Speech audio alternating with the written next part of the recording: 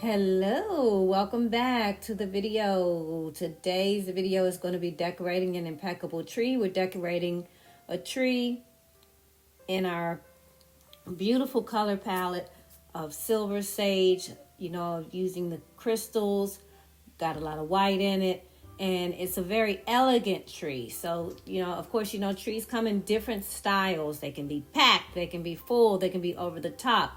I love to do all. In this case, this was a very elegant, subdued tree. And so grab your drink, wine, coffee, tea, and let's enjoy.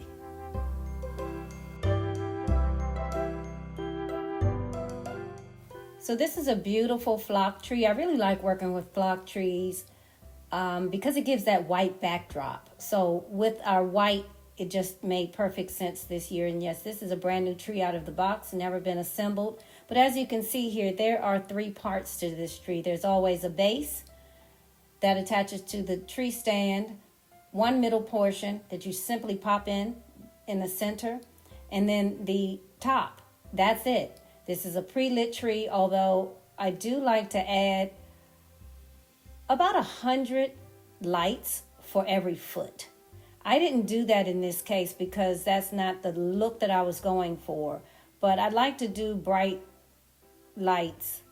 And, sometimes I use twinkles, sometimes I use dimmable, all kind of variations, just depending on what look I'm going for. But be sure that you pay attention to your tip count. That is, how many tips are on your tree. You also want to pay attention to its girth, how wide it is, because depending on what your space is, it may or may not accommodate your tree. And also the number of lights. So you can always add on lights, and it's very simple to attach them to each other down the center of the tree. Starting at the top, you want to wrap them through and then plug them into an extension cord. So I already decorated the tree topper. And one of the things that you want to do when you're out shopping for your decor is to keep in mind what your plan is for your tree topper. So, for example, if you're going to just add, say, a star or some sort of single ornament, that's easy. Not a lot of planning with that. But if you're going to do more of something that's more dramatic, if you're going to go for a statement topper, then you're going to want to plan out how that'll look when you're shopping. And so oftentimes it's nice to make it a little more distinct than your tree. But what I do is I go big here. And in this case, again, this is an elegant tree. So while I'm taking bold sprays and adding some dramatic picks and a touch of sparkle, it still does maintain a minimalist and open and airy feel, as you can see.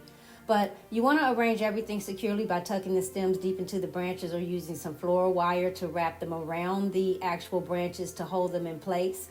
And as far as whether you start with the tree topper or not, that's a personal preference. I do it because it sets the tone and it gives me momentum for the rest of the decorations.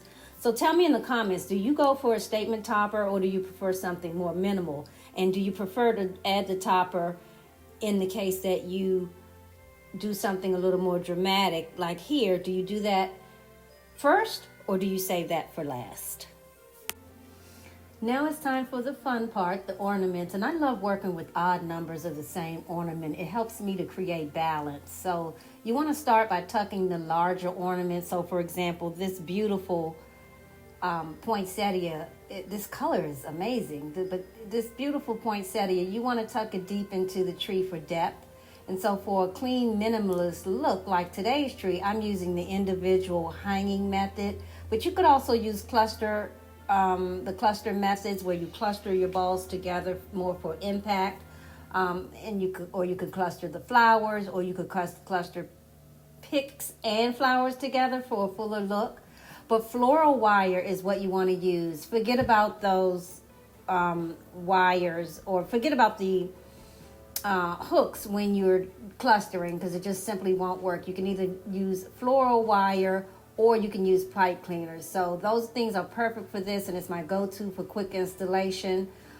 Traditional hooks or pipe cleaners, like I said, they will work, but you know, you can use what you love and what makes things go more comfortable for you. But I'm telling you that the pipe cleaners and the floral wires work really well. So what's your favorite ornament to use? What's the favorite type? Is it picks? Is it flowers? Is it actual individual ornaments? Is it things that clip on? Let me know below. I'm always looking for new ideas. But so let's talk a little bit about balancing these decor. So a little bit of balancing decorator math is that while decorating, you want to think about balancing in all 4 quadrants of your tree. So regardless of the height, you still have these 4 quadrants. And so you want to think about those, and you also want to think in your mind of your tree being in thirds. So it's, you know, you'll apply that for different reasons depending on what it is that you're decorating with, your materials. But a downward diagonal pattern often works really well. But, you know, don't stress too much about that with your ornaments. Just focus on creating symmetry. And then so for a fuller tree, you're going to want to use this decorator math that I'm talking about. So for example, a 12-foot tree would need about 75 ornaments. I'd say about 24 individual ribbons at least, 24 clusters of flowers and stems. And then if you're going to use some impactful clusters, again, if you're going to bundle your materials together in clusters, you can have about 12 impactful ones. You certainly can go outside of these parameters because a 12-foot tree gives you, you know, quite a bit of width, quite a bit of height, of course, but that will minimally fill out your tree beautiful. So again, you know, you want to adjust these numbers depending on the size of your tree. And then a little bit about your tree height versus your garlands versus your ornaments versus your tree skirt. I did put this on Instagram, but just a couple of rules of thumb. If you have a mini tree, you only need 2 feet of garland. You probably only need about 15 to 25 ornaments and then a 16 to 18 inch tree skirt. But moving up the height there, if you have a 4 to 5 foot tree, you're going to need 12 feet of garland. You're going to need about 40 to 50, I'd say, ornaments, and then a 30-inch tree skirt. And if you have a 6 to a 7.5 or 6 to a 7 foot tree, so 24 feet of garland for a 6 to 7 or 6 to 7.5 foot tree, I'd say 65 to 75 ornaments. And then you'll have a wider girth, of course, so you want a 48-inch tree skirt. That's what you would look out for.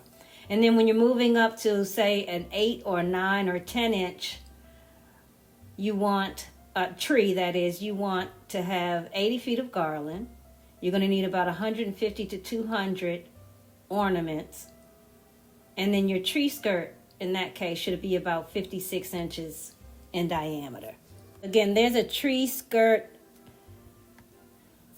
or I should say a tree decorating cheat sheet on Instagram at Living So Purposefully. You can check that out. You can download it for reference. So let's talk a little bit about artificial branch tips and that depth there. So here's a quick tip. Different artificial trees have different branch types.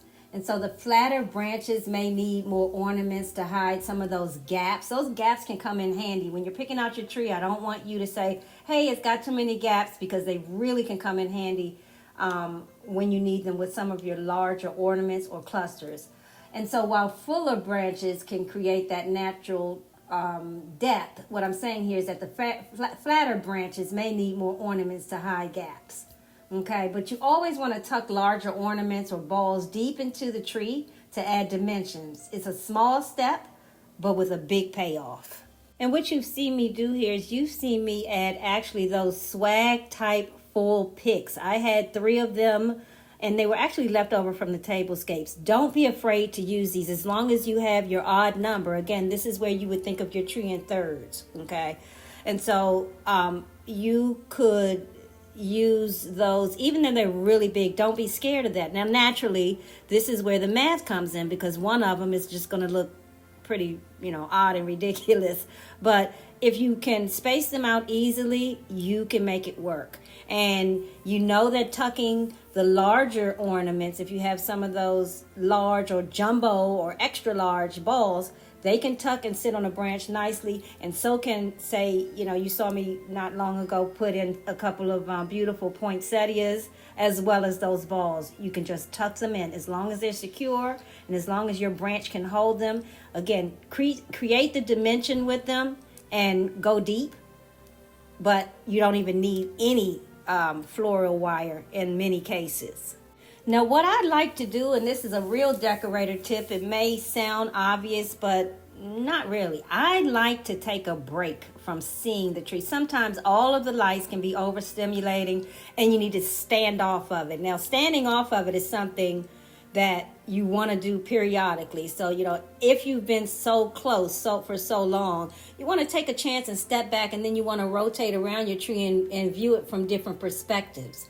Because everybody is going to take in something different at a different angle, depending on, where they are in your room looking at your tree. So you'll want to consider other perspectives. And then as far as the ribbons, let's talk about that. Let's talk about some tips on ribbons and bow techniques. Even though I didn't use a lot of ribbon, I only used a little today. Normally I do add quite a bit, and there's so many different ways that you can add these ribbons. But if you're using ribbons, try cascading, that cascading style for a really flowing look. And what I mean by that is that you take the tip of the end of your ribbon, and you can layer it. You can layer 2 different patterns on top of each other, and you wrap the tip of the tree around the ribbon, not the opposite. You're not wrapping the ribbon around the tip, you're wrapping the tip around the ribbon. I understand that you're going to have the edge of it poking out. You can tuck that in and you can mask that. But if you do that same technique and you can go at an angle down the tree, I'm not showing it here, but again, I think you can probably follow this pretty easily. I'm sure you've seen it. And you'll see it in some upcoming video, actually in the black and white series. But you can try cascading that ribbon. Again, it gives a flowing look, or you can even make statement bows. Okay, so use the tree's tips, like I said, to wrap around the ribbon, and it's going to save you time, and it's going to keep everything really secure. And so for your bows, you want to create loops in varying sizes and secure them with floral wire to get a really professional finish. Okay, and even though I'm skipping ribbon for this tree for the most part, like I say, I know you see a few ribbon here. Let me know in the comment your favorite way to use ribbon on the tree. Do you like to cascade it? Do you like individual ribbons? And then what's your technique? I'd love to hear feedback. I want to know how you do things so that I can know what it is that you also want to be shown how to do. So I'm going to let you enjoy some of the beauty of the sage, silver, and white. I'm going deep into the tree with the camera here, and you can see that I brought in things like eucalyptus. I brought in a lot of crystal ornaments and, silver angel wings and all kind of beautiful things that complemented my palette. Again, it's not overcrowded. It's very subdued, and the light shines through. This is what's so spectacular. The light really shines through the white crystal and then reflects off of the silver. So I'm going to let you enjoy that for a little while, and I'll be back right with you.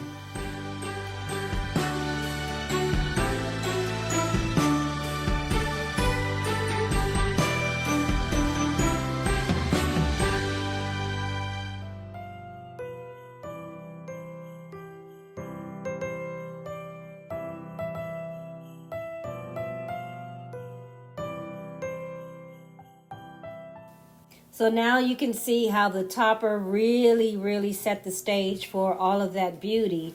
And in terms of, how to tie the look together, don't forget about complementary wreaths. If you have a window near your tree or either a flat wall white space, you can add matching wreaths for cohesive looks. And so my wreaths are hanging behind the tree on each side. It frames it beautifully. Plus, this tree sits center stage between the two tablescapes we created in our last two videos. So be sure to check out those videos for more inspiration. The links are below. And let me know, do you use matching wreaths or garlands in your holiday decor? Share your ideas in the comments. And there you have it, our simple yet elegant Christmas tree in sage, green, white, and crystals. I really hope these tips inspire you as you decorate your own tree this year. And I want you guys to stay tuned for episode 5, where I'm sharing pro Christmas decorating tips that you won't want to miss. So thank you so much for watching. Don't forget to like this video, click subscribe, and let me know in the comments. Honestly, I read them. I'm looking for feedback. I don't want this to be like a one-way conversation, but I really want to know, like, which decorating tip do you find most helpful that I've given so far? Happy holidays, and I'll see you in the next video.